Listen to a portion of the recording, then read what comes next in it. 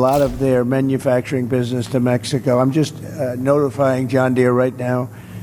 If you do that, we're putting a 200% tariff on everything that you want to sell into the United States. John Deere is moving production to Mexico. Trump just shut down the $124 billion U.S. farming company. This move could devastate American farms, force small farmers out of business, and send food prices soaring. From skyrocketing equipment costs to a full-blown farming crisis, this decision could change the entire food supply chain. And here's the kicker. If this turns into a full-scale trade war, your grocery bill could be the next casualty. Stick with me to the end because this isn't just a political battle. It's a direct hit to American agriculture. Miss this, and you won't see the next food price surge coming. What's happening? For decades, John Deere has been a cornerstone of American farming, supplying tractors, combines, and other essential equipment to farmers across the country. Without it, modern farming as we know it would not exist. The company's history is deeply intertwined with American agriculture, and its influence stretches far beyond manufacturing. It is a cultural symbol of progress, efficiency, and self-reliance. But now, this $124 billion company is in the middle of a major political and economic storm. Trump's tariff is meant to keep American jobs from moving overseas, but critics argue it could backfire, hurting the very farmers it aims to protect. A 200% tariff on John Deere products means one thing: skyrocketing equipment costs. American farmers who already struggle with tight profit margins will be forced to pay significantly more for the tractors and machinery they rely on daily. Farming is an industry where even minor cost fluctuations can determine whether a business survives or fails. In recent years, farmers have faced increasing financial strain due to rising fuel prices, unpredictable weather patterns, and market instability. Now, the looming tariff threatens to push small and mid-sized farms past their breaking point. This tariff decision is not just about a trade policy, it is about the future of American agriculture. It is about whether family-owned farms can survive or whether they will be forced out by economic pressures beyond their control. The consequences of this decision will not just affect John Deere or the farming industry, they will ripple through the entire U.S. economy. But why is John Deere even considering moving to Mexico in the first place? The answer lies in the economic pressures that American manufacturers face every day. John Deere's dilemma. To many Americans, John Deere represents more than just a brand. It is a symbol of American manufacturing and innovation. Farmers have relied on John Deere equipment for generations, and its factories provide thousands of jobs across the Midwest. So why is the company moving part of its production to Mexico? The answer comes down to money, labor, and survival. Over the past decade, operational costs in the United States have skyrocketed. Rising wages, higher taxes, and increasing material costs have made it more expensive than ever to manufacture heavy machinery domestically. Meanwhile, global competitors, especially those in China and Brazil, are producing similar equipment at a fraction of the price. By shifting some of its operations to Ramos Arizpe, Mexico, John Deere reduces production costs, gains access to cheaper labor, and strengthens its position in international markets. Mexico also offers massive tax incentives for manufacturers, making it an attractive destination for companies looking to maximize profits. But this decision is not just about cost cutting, it is also about supply chains. John Deere is not just a US brand, it is an international company that sells products around the world. With more global demand for agricultural equipment, Deere wants to expand its reach. Moving production closer to key international markets allows for faster shipping times and reduced logistics expenses. In a competitive global economy, companies must make strategic decisions to stay ahead. And for John Deere, moving to Mexico seemed like a logical choice until Trump intervened. The problem is that John Deere is not alone in making this type of decision. Many major corporations, especially those in manufacturing, technology, and automotive industries, are constantly looking for ways to cut costs, streamline operations, and remain competitive. If Trump enforces harsh tariffs on John Deere, what is stopping him from doing the same to other companies? The uncertainty surrounding trade policies could push even more businesses to seek international alternatives, further weakening the U.S. manufacturing sector. The impact of this decision will not be felt equally. Certain states and regions are far more vulnerable than others. The states that will be hit the hardest. While John Deere is a global company, its roots are deeply tied to the American Midwest, where farming and manufacturing have been the backbone of the economy for decades. In Iowa, where John Deere employs thousands of workers, the company's decision to shift production could devastate local economies. Entire towns rely on John Deere factories for employment, and if operations are moved to Mexico, workers will struggle to find new jobs in an already shrinking labor market. Illinois, home to John Deere's headquarters and multiple manufacturing plants, will also be hit hard. The state is already facing economic uncertainty, and losing high-paying manufacturing jobs could further accelerate population decline.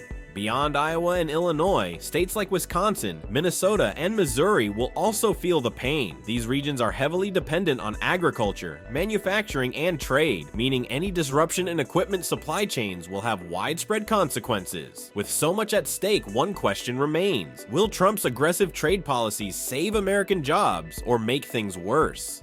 How a trade war could destroy the U.S. farm industry. Tariffs are often presented as a way to safeguard American jobs, but history suggests otherwise. Previous trade wars have left lasting damage on industries that struggled to adapt to higher costs and retaliatory policies. The Smoot-Hawley Tariff Act of the 1930s is one of the most infamous examples. It was designed to protect American farmers by raising taxes on imported goods, but instead it provoked other countries to impose their own tariffs, severely reducing international trade. Exports dropped, farmers lost foreign buyers, and the agricultural sector suffered massive losses. More recently, Trump's 2018 trade war with China had a similar effect. In response to tariffs imposed by the United States, China slashed its imports of American agricultural products, particularly soybeans, devastating U.S. farmers. The government was forced to provide billions in bailout payments to farmers who lost their largest foreign buyer. Now, with tariffs being used as a weapon against John Deere, the same pattern could repeat itself, except this time, the damage might be even more severe. If farmers are forced to pay significantly higher prices for machinery, they may be unable to maintain profitable operations. Many experts fear that rather than preventing outsourcing, these tariffs will push companies further away from American manufacturing, leading to greater economic instability. Foreign competitors are poised to take advantage of the situation. If John Deere's products become too expensive due to tariffs, farmers may turn to alternative brands from China, Brazil, or Europe, which offer similar machinery at lower prices. In an ironic twist, tariffs meant to protect American businesses could end up weakening them by making their products unaffordable. History has shown that trade wars often backfire, and if Trump's tariffs follow this pattern, the United States could see an acceleration of outsourcing instead of a slowdown. If tariffs hurt businesses and increase costs, the question remains: who will bear the burden of these economic shifts? The answer lies with the very people they claim to protect: American farmers. The cost to farmers. Who really pays for these tariffs? Farmers are already struggling with thin profit margins, and the added cost of tariffs could push many of them over the edge. John Deere is a crucial supplier of tractors, harvesters, and other farming equipment, and if prices skyrocket due to tariffs, small and mid-sized farms will feel the most pain. Unlike large agribusinesses, which have the financial resources to absorb rising costs, independent farmers often operate on tight budgets with little room for financial shocks. A 200% tariff on imported John Deere equipment would make it nearly impossible for many farmers to afford the machinery they need to operate efficiently. As equipment costs rise, the ripple effect will be felt across the agricultural industry. Farmers unable to invest in new machinery will be forced to rely on aging equipment, leading to higher maintenance costs and reduced productivity. Some may take on additional debt to purchase essential equipment, but borrowing money comes with risks, especially when farm incomes are already unstable. If too many farms struggle under the financial burden, closures will become inevitable. Every farm that shuts down means lost jobs, economic downturns in rural communities, and a shrinking domestic food supply. Corporate farms will be in a much better position to withstand these challenges. Unlike independent farmers, they have access to bulk purchasing deals, financial reserves, and diversified revenue streams that help them weather economic fluctuations. This imbalance could further accelerate the decline of family farms in America. Over the past few decades, large agribusinesses have steadily gained control over the industry, pushing out smaller competitors. If tariffs disproportionately hurt independent farmers, it will only speed up this consolidation, reducing competition and limiting consumer choice. With small farms struggling to survive, the impact of tariffs will not be confined to rural communities. It will hit every American household through rising food prices. Are consumers the real victims? Food prices are set to skyrocket, Higher costs for farmers inevitably translate into higher prices for consumers. The agricultural supply chain is interconnected, and when farmers face increased expenses, they pass those costs down the line. The price of farm equipment directly influences the cost of production, and if tariffs drive up machinery prices, the cost of growing and harvesting food will rise accordingly. This means that grocery stores, restaurants, and food suppliers will all have to adjust their prices to reflect the increased costs, ultimately forcing consumers to pay more for everyday essentials. Food inflation is already a major concern in the United States, and tariffs could worsen the situation. Prices for basic goods like wheat, corn, and dairy products could spike, making it harder for families to afford staple foods. Inflation affects lower-income households the most, as they spend a larger portion of their income on groceries. If food prices continue to climb, millions of Americans may find themselves struggling to afford meals, increasing reliance on food assistance programs and government aid. The effects of tariffs on food pricing will not be limited to the United States. Countries that rely on American agricultural exports could also face rising costs, potentially disrupting international food markets. This could make global food supplies more volatile, especially in regions that depend on U.S. imports for essential goods. If other nations retaliate with their own tariffs, the cycle of rising costs and economic instability will continue to spiral out of control. But just when it seems bad enough, tightening immigration policies are making it even worse by cutting off the supply of seasonal farm workers. The real labor crisis. Farming in the United States has always been dependent on immigrant labor. From planting and harvesting to livestock care and irrigation, foreign-born workers form the backbone of the agricultural workforce. Without them, large portions of the country's food supply would never make it from the fields to grocery stores. The United States Department of Agriculture has reported that more than 70% of all farm workers are immigrants, a number that has remained consistent for decades. Despite this, many people underestimate the role of immigrant labor in keeping food production stable. Farmers are already struggling to find enough workers. The demand for agricultural labor is high, but the number of people willing to take on physically demanding, low-paying farm jobs is shrinking. Native-born workers tend to avoid these positions due to the harsh working conditions, unpredictable hours, and relatively low wages. As a result, farm owners must rely on temporary visas and seasonal work programs to bring in laborers from Mexico, Central America, and other regions. However, these programs have limitations, and navigating the complex legal framework is costly and time-consuming. Trump's immigration policies could make this crisis significantly worse. Over the past several years, there has been a push for stricter border controls, visa restrictions, and increased deportations, all of which have reduced the number of available farm workers. The government's stance on undocumented laborers has also caused fear among many agricultural workers, prompting some to leave the country voluntarily or avoid seeking employment in certain states. If these restrictions continue or become even more aggressive, farms across the nation will face an even deeper labor shortage. The connection between labor shortages and tariffs cannot be ignored. While tariffs increase costs for equipment and materials, immigration policies limit the supply of labor. This combination places an immense burden on farmers, who are forced to manage both rising expenses and a shrinking workforce. The two crises feed into each other, creating a vicious cycle where farming becomes less sustainable, leading to higher food prices and fewer agricultural jobs. If farms cannot find enough workers to maintain operations, the consequences will extend far beyond labor shortages. They could result in food shortages and economic decline.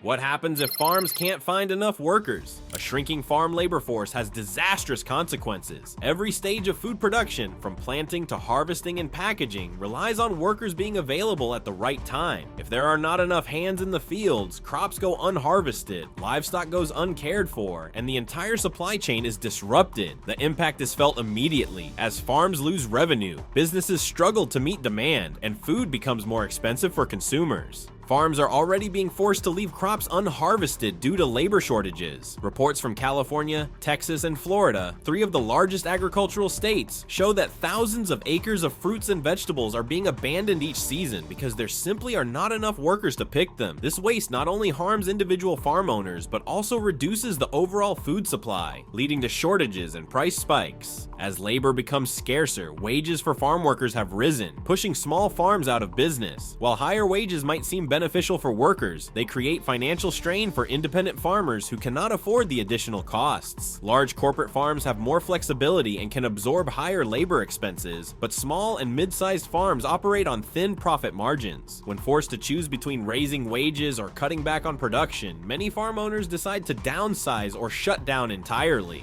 The food supply is directly impacted by these labor challenges. If fewer farms are able to remain operational, there will be fewer domestically grown products available on the market. Consumers will notice the effects at grocery stores, where certain fruits, vegetables, and dairy products become more expensive or harder to find. This could lead to increased reliance on imported food, further weakening the American agricultural industry. With a dwindling workforce and rising costs, some farmers are turning to technology as a possible solution, but automation presents challenges of its own. Automation versus human labor. The rapid rise of agricultural technology is changing the way farms operate. In response to labor shortages, many businesses are investing in robotic fruit pickers, automated harvesters, and artificial intelligence-powered machinery. These tools can perform repetitive tasks, such as harvesting crops and monitoring soil conditions, without the need for human intervention. Theoretically, automation could reduce dependence on immigrant labor and solve the workforce crisis. However, there is a major problem. Small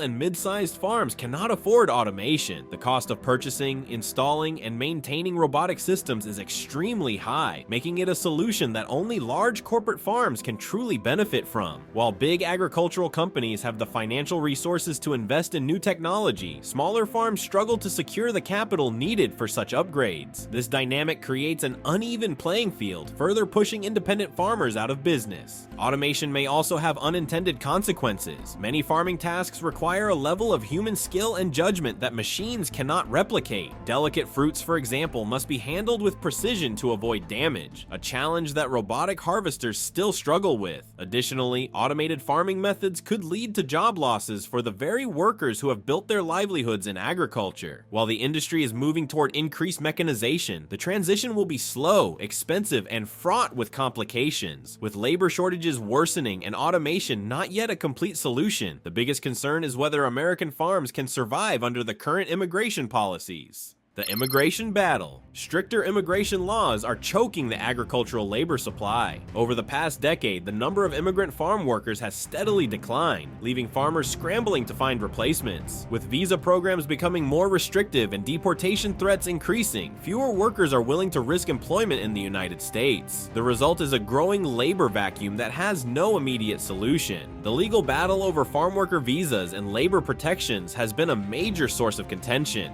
Some lawmakers argue for expanded visa programs that allow more seasonal agricultural workers to enter the country legally, while others advocate for tighter restrictions to prioritize domestic hiring. However, the reality is that very few American workers are willing to take on the physically demanding labor of farming. Without a reliable visa system, the labor shortage will continue to grow. Some farms may be forced to move operations abroad to survive. If hiring workers in the United States becomes impossible, companies may choose to relocate production to countries with cheaper labor and fewer regulations. This shift would be catastrophic for American agriculture, resulting in job losses, economic downturns in farming communities, and increased reliance on imported food. Instead of strengthening domestic agriculture, restrictive immigration policies could push food production out of the country. The combination of tariffs, labor shortages, and immigration crackdowns could permanently shift the landscape of American farming. If small and mid-sized farms continue to close, and if corporations move production overseas, the very structure of the U.S. agricultural system will be irrevocably altered. The stakes are higher than ever, and the decisions made in the coming years will determine whether farming remains a cornerstone of the American economy or becomes an industry in decline. If America loses its farms, it loses its food security. The next stage of this crisis will determine the future of the agricultural industry. A new agricultural crisis. Is this the beginning of the end? The farming industry has always faced difficulties, from unpredictable weather patterns to fluctuating commodity prices. However, the current crisis is unlike anything seen before. The combination of rising operational costs, trade wars, and labor shortages has created a situation where many farmers simply cannot keep up. For small and mid-sized farms, the cost of maintaining production has skyrocketed, making it nearly impossible to stay afloat. The problem is compounded by the fact that that big agricultural corporations have the financial resources to weather these challenges, leaving independent farmers struggling to compete. Long-term projections suggest that if current trends continue, the U.S. could lose its position as a global agricultural leader. Countries like Brazil, China, and India are ramping up their agricultural production, filling the gaps left by struggling American farms. These nations are investing heavily in modern farming techniques, increasing their exports, and taking advantage of the trade disputes that have weakened the U.S. market. If American farmers cannot recover, global food supply chains will shift, making the U.S. increasingly dependent on foreign agricultural products.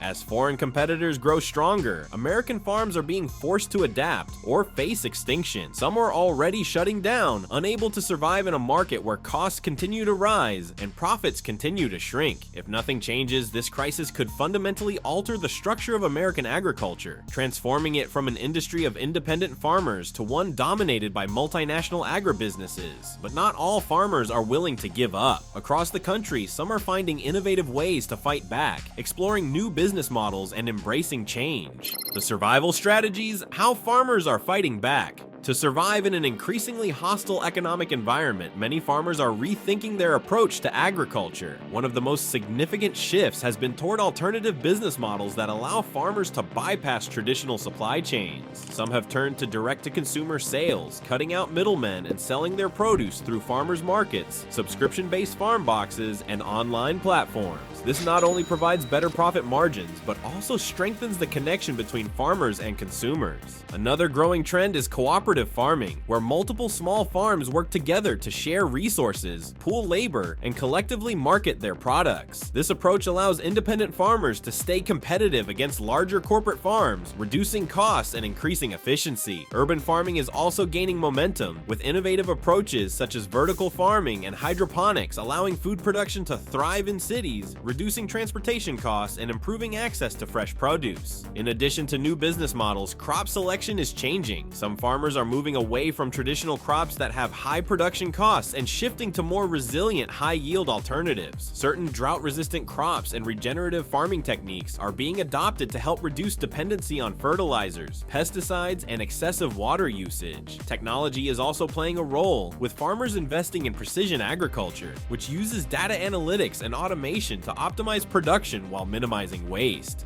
The question remains, can these innovations be enough to save American farming? While these strategies offer hope, they require investment, education, and infrastructure, something that many farmers simply do not have access to. Without meaningful policy support, innovation alone may not be enough to prevent large-scale farm closures. This is where the role of government comes into play. But can lawmakers step in and provide real solutions, or will political deadlock leave farmers without the help they need? The role of government. Lawmakers are scrambling to respond to the agricultural crisis, but proposed solutions vary widely depending on political priorities. Some are advocating for increased subsidies to help farmers survive rising costs, while others believe that immigration reform is necessary to address labor shortages. Trade policies are also a major point of debate, with some pushing for tariff reductions to lower equipment costs and open new export opportunities. One of the most controversial battles is over farm subsidies. While subsidies have historically provided a safety net for farmers, critics argue that they often benefit large corporate farms more than the small independent ones that need them most. The question of who should receive government assistance has created deep divisions in Congress, making it difficult to pass meaningful reform.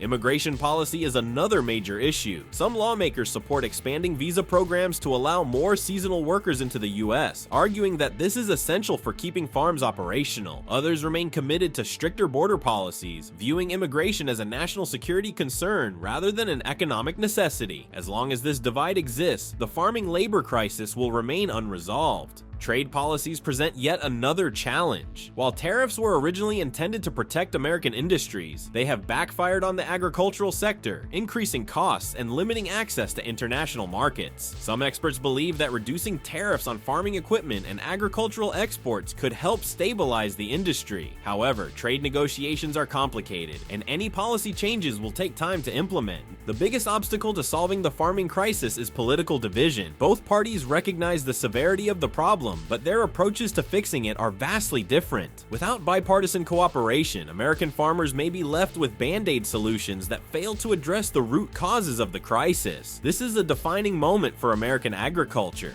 So, is this just another political battle, or is American farming truly at risk of collapse? Will tariffs and labor shortages push small farms out of business, or can innovation and policy changes turn things around? This crisis affects everyone, from the farmers growing our food to the consumers buying it. But what do you think? Do you support Trump's tariff strategy, or do you believe it will do more harm than good? Drop a comment below and let's discuss.